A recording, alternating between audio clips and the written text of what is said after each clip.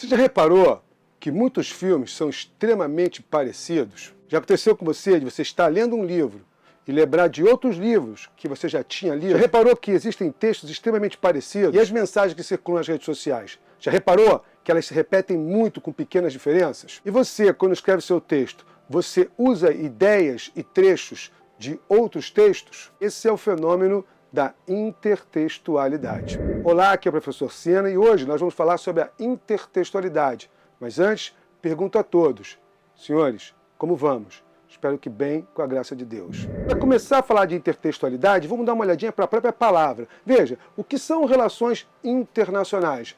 Relações entre países. Então é claro que a intertextualidade é uma relação entre textos. É muito importante que antes da gente continuar a falar da intertextualidade, a gente tenha um conceito semiótico de intertextualidade. Deixa eu explicar para você. Todos nós absorvemos uma língua de modo bem espontâneo, que é a língua que nós aprendemos na rua, na família, em casa, etc.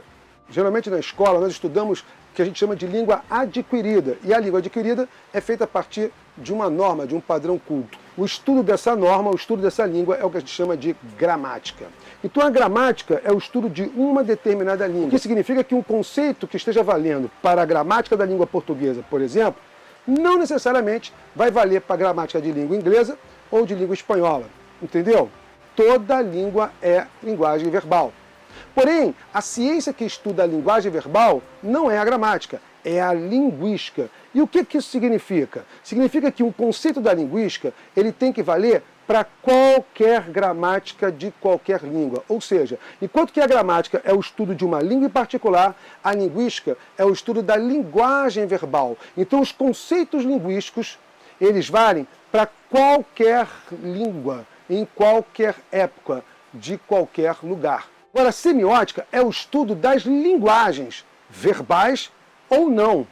Então significa que um conceito da semiótica, ele vale para qualquer linguagem. Então, gente, quando nós estudamos a gramática, nós podemos encontrar dentro da gramática e dentro do texto um conceito que ao mesmo tempo é específico daquela gramática, mas também é geral, portanto linguístico, e é capaz de ser encontrado em todas as linguagens. A primeira coisa que a gente precisa fazer para poder entender o que é a intertextualidade é ampliar a nossa noção de texto. Eu quero uma noção semiótica de texto. E se é semiótica, vale só para a linguagem escrita? Vale só para a língua? Claro que não. Se é semiótica, vale para qualquer linguagem. Um texto, semiologicamente falando, é qualquer unidade de sentido, e não importa a sua linguagem. Assim, eu posso ter textos verbais e textos não verbais. Uma propaganda é um texto, um cartaz é um texto, uma música sem letra é um texto, uma dança é um texto. Por quê? Porque tem uma unidade de sentido. Então vamos dar uma olhadinha nesses textos não verbais que nós temos aí. Veja só, a segunda imagem que tem aqui é uma reprodução da Mona Lisa, vamos dizer assim, a original. Claro que não é a original, porque a original está lá no Louvre, mas aqui está representando a original, tá legal? Só para efeitos de comparação. Essa primeira imagem da esquerda é a Mônica claramente posando de Mona Lisa. À direita nós temos uma Mona Lisa do Marcel Duchamp. Se você reparar bem, ela está pichada, ela tem bigode e barba. E por fim nós temos uma peça publicitária da Bombril, em que o garoto propaganda está posando de Mona Lisa. Deixa eu te fazer uma pergunta. Isso é um plágio? Claro que não. Na verdade, eles estão estabelecendo uma relação de diálogo. Não chega nem a ser uma paródia. Vamos ver, olha só.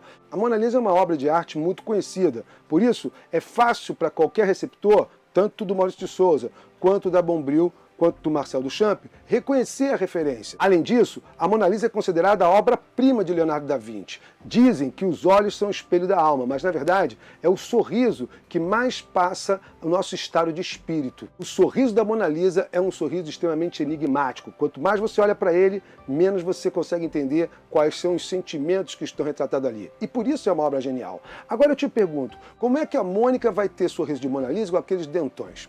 Não é possível. Então, por que o Maurício de Souza pintou a Mônica de Mona Lisa?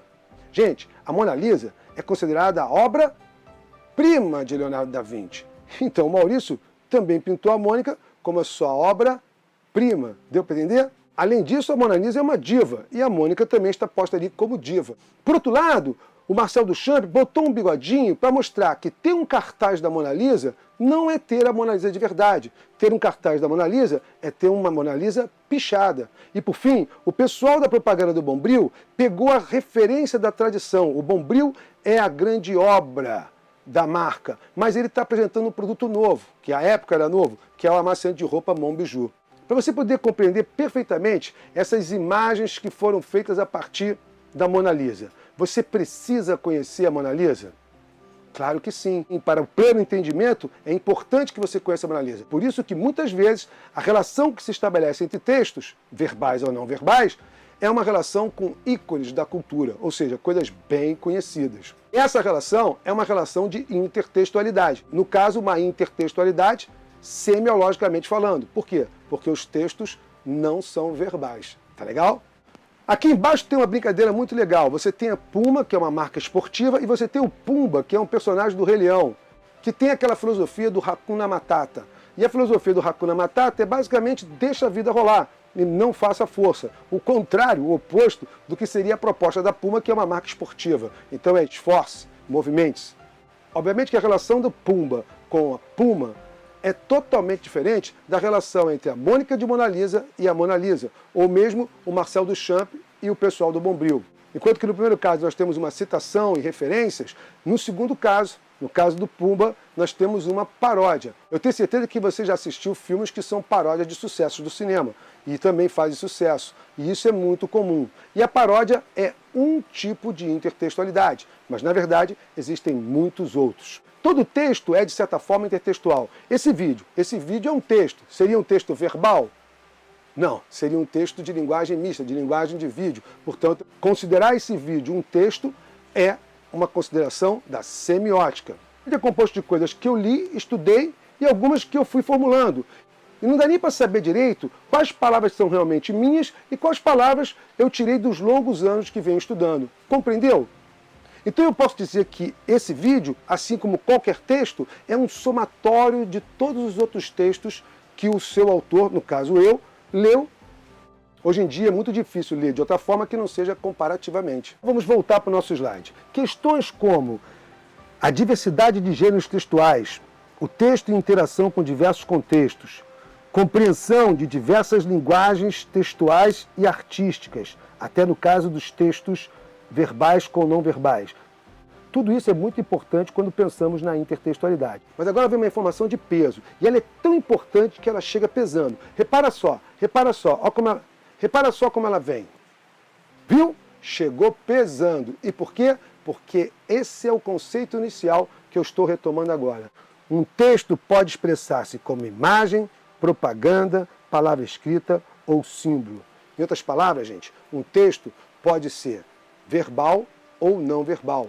Um texto é um conceito que pode estar na gramática, ligado a uma língua, na linguística, ligado a qualquer língua, ou na semiótica, ligado a todas as linguagens. Eu vou mostrar para vocês agora um vídeo que eu quero que vocês reparem bem, que aquilo que parece novo sempre tem um fundamento atrás, e que dificilmente na cultura algo é 100% original. Nós vamos ver o Marquis Scott, que é um cara que dança dubstep que bombou na internet há algum tempo atrás, de tanta visualização, e ele faz uns movimentos muito loucos com a dança dele. No entanto, se você for reparar, aqueles movimentos de certa forma já eram feitos por Michael Jackson, que por sua vez fazia movimentos que já eram feitos pelo James Brown, que por sua vez tirou de outro. E tem até umas imagens da década de 50 e da década de 40.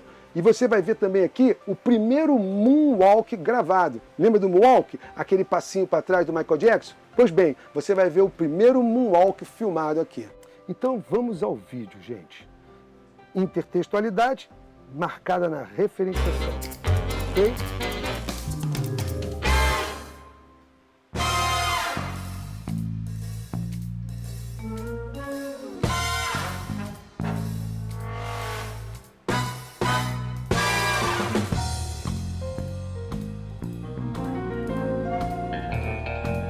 Olha o primeiro moonwalk.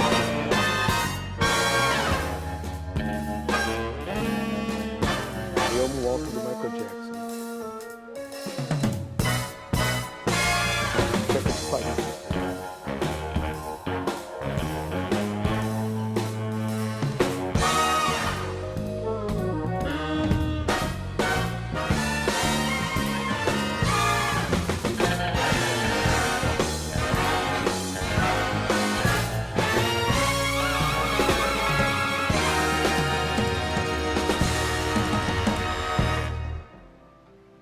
Fala sério, muito incrível, não é? E aí a gente tem uma lição muito importante, que criatividade não é realmente trazer algo 100% novo, mas é usar de maneira nova as coisas que já existem. É combinar de uma nova forma aquilo que já está por aí. E é assim que as pessoas criativas fazem. Então, gente, é isso. Eu espero que você tenha tirado proveito e que você consiga agora ler as obras literárias fazendo sempre essa comparação, aumentando o seu cabedal e sabendo que quanto mais você lê as obras icônicas da nossa cultura, maior vai ser a sua capacidade de entender os textos dessa cultura. No mais, muito obrigado pela sua atenção, pela sua paciência, um forte beijo no coração e até!